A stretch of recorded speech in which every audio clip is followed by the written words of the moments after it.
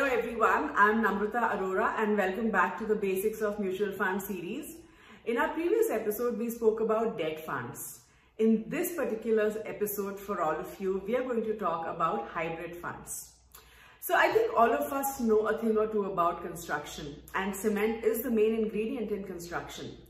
But when we're looking at binding the bricks together, it's not really cement alone that is used. It's a concrete mixture, which is a combination of cement, sand, gravel, which is small stones, and water. And it's all these things put together that holds the structure together. And depending on the type of construction and the strength required, the composition of these three elements would change. In the same way, every asset class, be it equity, gold, or debt, have its own merits, right? So it is only ideal that to create an ideal portfolio, one could do a combination of these three asset classes to get the desired results. So let's take an example of an individual who's looking to invest money for say 3 to 4 years. Now, if someone wants to invest for 3 to 4 years, what are the options that are available to him or her? So the person could invest in FDs, which is fixed deposits, or maybe in equity. Now, equity has the potential to give you desired results or to give you good returns in the long term, whereas debt helps in giving stable returns. Now, the challenge here is that the interest offered by fixed deposits is relatively lower and may not beat inflation. And at the same time, investing in equity for a tenure of 3 to 4 years could be quite risky. So the solution in this case is hybrid funds. Hybrid funds, as the name suggests, is a combination of debt and equity. Now, in this particular case, you can expect returns slightly better than fixed deposit interest, and the risk would be lower as compared to investing in equities. Hybrid funds are a combination of 2 or 3 asset classes, but the most common hybrid funds that we see are the ones which combine debt and equity. So what are the key types of hybrid funds that we have? So we have conservative hybrid funds, aggressive hybrid funds, and dynamic asset allocation funds, or we also call them balanced advantage funds. So now let's understand these 3 categories of hybrid funds that we've just spoken about. So in our discussion, we're going to talk about what's the equity and debt mixture or a combination in each of these funds, what is the return expectation from these funds, and what's the ideal investment horizon. So let's start with conservative hybrid funds. Now, as the name suggests, conservative hybrid funds are conservative in nature, which means they invest a bigger chunk of the portfolio in debt instruments as compared to equity. So if you look at a conservative hybrid fund, about 75 to 90% of the portfolio or of the net assets of the fund would be invested in debt instruments, and 10 to 25% would be invested in equity. Now, the ideal time horizon for these funds is 2 to 4 years. Given sufficient time, debt hybrid funds have the potential to outperform debt instruments and fixed deposit returns.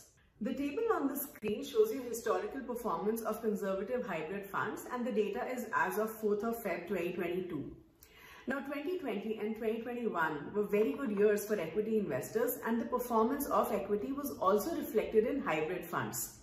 But do not have very high expectation in terms of returns from this category of funds. It's always good to keep lower expectation. So you could expect, from conservative hybrid funds an FD plus 2 to 3% kind of returns.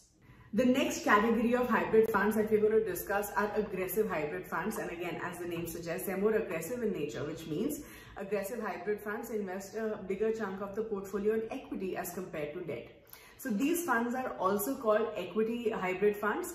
And here there's a portfolio allocation of 65 to 80% given to equity and 20 to 35% allocation given to debt instruments. Now, obviously, since there's 65 to 80% allocation to equity, these funds tend to be more volatile in nature. And if the markets were to go down, these funds also tend to underperform. Now, since these funds are a little more volatile, it is only logical to invest in these funds for a slightly longer time period. So an ideal time horizon for equity hybrid funds would be 4 to 6 years. Now, given sufficient time, equity hybrid funds have the potential to give you returns closer to equity mutual funds. The table that you see on the screen is the returns of equity hybrid funds as of 4th of Feb 2022. Now, the next category of hybrid funds that we're going to discuss are the balanced advantage funds, because these funds provide a fine balance between aggressive hybrid funds and conservative hybrid funds. So these funds are pretty much like a combination of the two previous categories. These funds are also called as dynamic asset allocation funds, and that's because the allocation between equity and debt is dynamic in nature.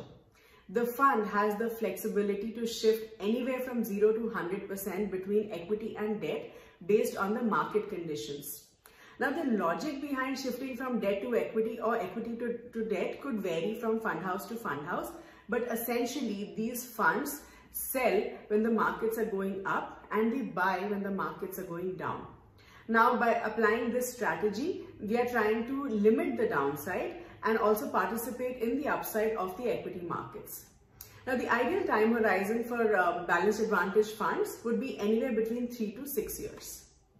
Now, a very important advantage of equity hybrid funds and dynamic asset allocation funds is the tax advantage. Now, both these funds are categorized as equity funds even though they are hybrid in nature. Now, an equity fund has to have at least 65% of the portfolio in equity instruments throughout the year, and that's exactly what these hybrid funds do. So these two categories of hybrid funds hold at least 65% of the average portfolio in a year in equity instruments. Hence, they are categorized under equity taxation. Now, for an investor who's looking to invest in these categories of funds should have a medium-term time horizon in mind. Also, when we are looking at from a retired investor's point of view, retired investors could look at investing in equity hybrid funds and balanced advantage funds for a period of, say, they could invest in it for a period of 3 to 4 years, and then they could start the withdrawal process through systematic withdrawal plans. The returns from these funds would definitely outperform debt instruments and beat inflation in the long run. Now, some of the other categories of funds under the hybrid fund categories are your balanced funds, multi-asset funds, arbitrage funds, and equity savings funds. So now we'll discuss the first three funds that we've just spoken about. So under balanced hybrid funds are again a combination of debt and equity, but the maximum allocation to equity can only be 60%. Which means balanced hybrid funds lose the equity taxation benefit. Now, the next category of hybrid funds that we're going to discuss are multi-asset funds, and as the name suggests, multi-asset funds invest in three different assets, which is equity, gold, and debt. Now, the weightage given to these three different asset classes varies depending on fund house to fund house. The chart that you see on the screen is an asset allocation breakup of a multi-asset fund as of 31st of December 2021, where equity is given a 70% weightage, gold is given 11% weightage, and debt is given 19% weightage. So even though these funds are actually a combination of three different asset classes, these funds are generally equity heavy with a small allocation given to debt and to gold. Now, since these funds are higher in terms of weightage to equity, they are ideal for the long term and should help you solve your long-term financial goals. The next fund in the hybrid fund category is arbitrage funds. The meaning of arbitrage as a word is the ability to generate risk-free returns by buying and selling the same asset in different markets. Arbitrage fund basically takes opposite position in equity and equity derivatives markets with an aim to generate risk-free return. Now, the ideal time horizon for these funds is 1 year, and the returns could be compared to that of liquid funds but with equity taxation.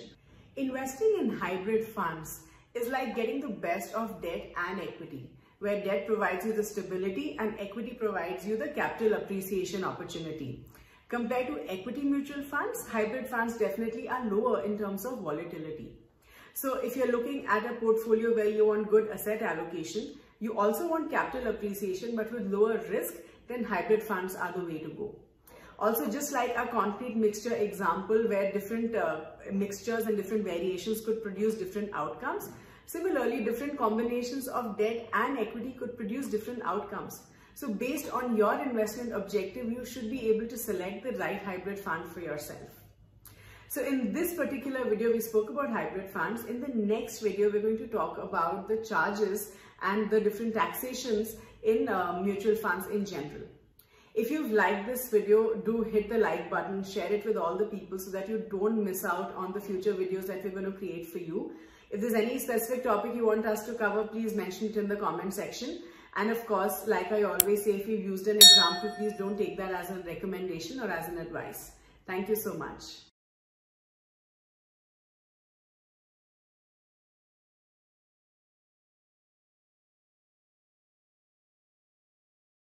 Investment in securities market are subject to market risks. Read all the related documents carefully before investing. Please read the risk disclosure documents carefully before investing in equity shares, derivatives, mutual fund, and or other instruments traded on the stock exchanges.